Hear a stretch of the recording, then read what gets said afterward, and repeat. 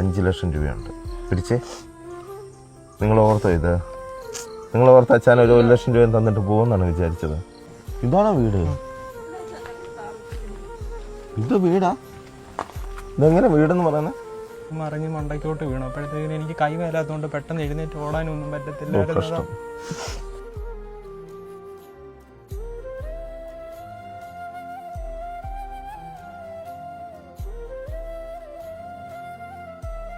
ഈ കുടുംബത്തിൻ്റെ അവസ്ഥ പറഞ്ഞപ്പോൾ എനിക്ക് ഇവരെ കാണാതിരിക്കാൻ പറ്റിയില്ല. ഇവരെ ചേർത്ത് നിർത്തി ഇവരുടെ കാര്യങ്ങൾ കണ്ട് സഹായിച്ചിട്ടേ പോകുള്ളൂ എന്ന് വിചാരിച്ച് ഓടി വന്നതാണ് ഞാൻ.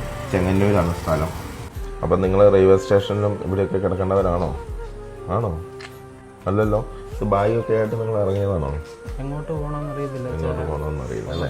കുറച്ച് തുണി കിട്ടിയായിരുന്നു. ബാക്കി ഷീറ്റ് മഴ നനയാത്ത അതെല്ലാം പിറക്കി എടുത്തിട്ട് കുറച്ച് തുണി കിട്ടി അതും പിറക്കി എടുത്ത് പോകുന്നു അല്ലേ? എന്തോ ചെയ്യണമെന്ന് അറിയത്തില്ല.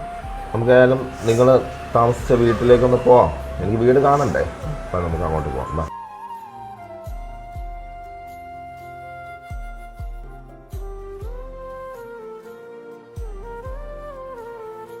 നമുക്കിവിടെ വഴിയില്ല വസ്തുവിന്. ഇതൊരാളുടെ പറമ്പ. ഇതിനകത്തൂടെ വേണമെങ്കിൽ നമ്മൾ അങ്ങോട്ട് ചെല്ലാൻ വേണ്ടി. വീട് ഇതാണോ വീട്? ഇത് വീടാ? ഇതെങ്ങനെ വീടെന്ന് പറയുന്നത്? ഇവിടെ എങ്ങനെയാണ് നിങ്ങൾ കിടന്നുറങ്ങുന്നത്? രാത്രി പാമ്പിൻ്റെ ഒക്കെ ശല്യമുണ്ട്. പാമ്പിൻ്റെ ശല്യമുണ്ടോ? സമ്മതിക്കണം. കഷ്ടം. ഞാനും വീണേനെ ശരിക്കും പറഞ്ഞ. ഇവിടെയാണ് താൻ ഇന്നലെ കാറ്റത്തും മഴയത്തും ഈ ഷെഡ് പൊളിഞ്ഞു പോയി അല്ലേ? അല്ല, ഞാനിവിടെ ഇരിക്കുമായിരുന്നു. ഇത് മറിഞ്ഞ് മണ്ടയ്ക്കോട്ട് വീണു. അപ്പോഴത്തേക്കിന് എനിക്ക് കൈ മേലാത്തതുകൊണ്ട് പെട്ടെന്ന് എഴുന്നേറ്റ് ഓടാനൊന്നും പറ്റത്തില്ല. നമുക്കും ഇല്ല അമ്മയൊക്കെ അല്ല, ഈ നമുക്കും ഇല്ല അനിയന്മാരൊക്കെ.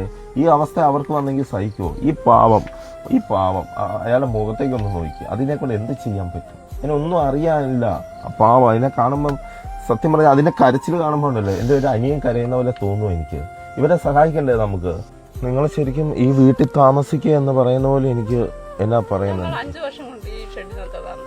5 വർഷം ഹസ്ബൻഡ് മരണപ്പെട്ടതിന് ശേഷം ഒന്നുമില്ല അല്ലേ?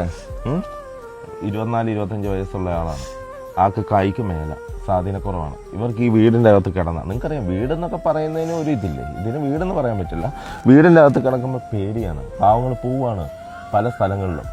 ബസ് സ്റ്റാൻഡ്, റെയിൽവേ സ്റ്റേഷൻ എല്ലായിടത്തും പോയി കിടക്കുവാണ് ബന്ധുക്കളുടെ വീട്ടിൽ. കാരണം വേറെ നിവൃത്തിയില്ല. ഈ ബാഗും കുറച്ച് തുണിയായിട്ട് പോവുകയാണ്. ആരോട് ചോദിക്കാൻ? ഇവിടെ ഒന്നും ആൾക്കാരില്ലേ ചേച്ചി നിങ്ങളെ ഒന്ന് സഹായിക്കാൻ?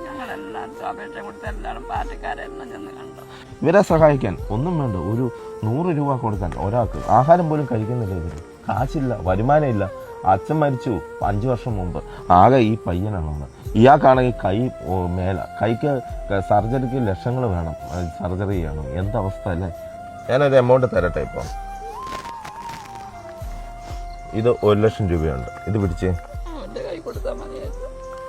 ഇനി ഞാൻ പൊക്കോട്ടെ?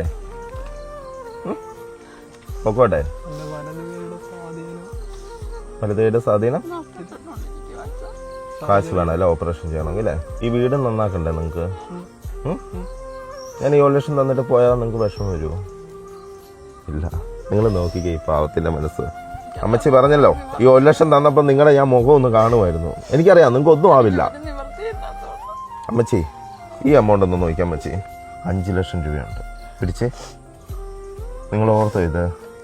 നിങ്ങൾ ഓർത്ത് അച്ഛൻ ഒരു 1 ലക്ഷം രൂപ തന്നിട്ട് പോകുമെന്നാണ് വിചാരിച്ചത്? ഇത് നിങ്ങൾ ഓർക്കുക, ഈ കാശ് ഇവരുടെ കുടുംബത്തിന് ഒരു വഴിത്തിരിവാവുകയാണെങ്കിൽ അത് നമുക്കും ദൈവത്തിന്റെ മുമ്പിലും ചെയ്യാവുന്ന ഏറ്റവും വലിയൊരു കാര്യം. ഈ 5 ലക്ഷം രൂപ, അതായത് സർക്കാരിന് കൊടുക്കാനുള്ള TDS കഴിഞ്ഞതിന് ശേഷമുള്ള ഈ എമൗണ്ട് 5 ലക്ഷം രൂപ കൊടുത്തിട്ടുണ്ട്.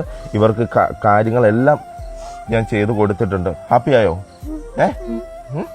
അവരോട് പറഞ്ഞു തന്ന ഹാപ്പിയാണ് ജനങ്ങളോട്.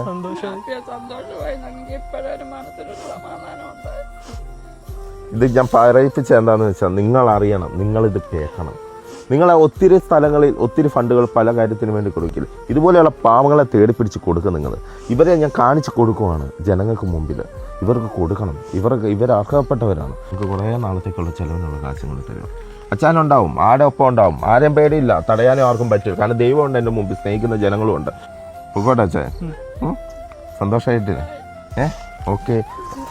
അത് വേണ്ട. ഓക്കെ, ദൈവം അനുഗ്രഹിക്കട്ടെ കേട്ടോ. ഓക്കെ, പൊക്കോട്ടെ.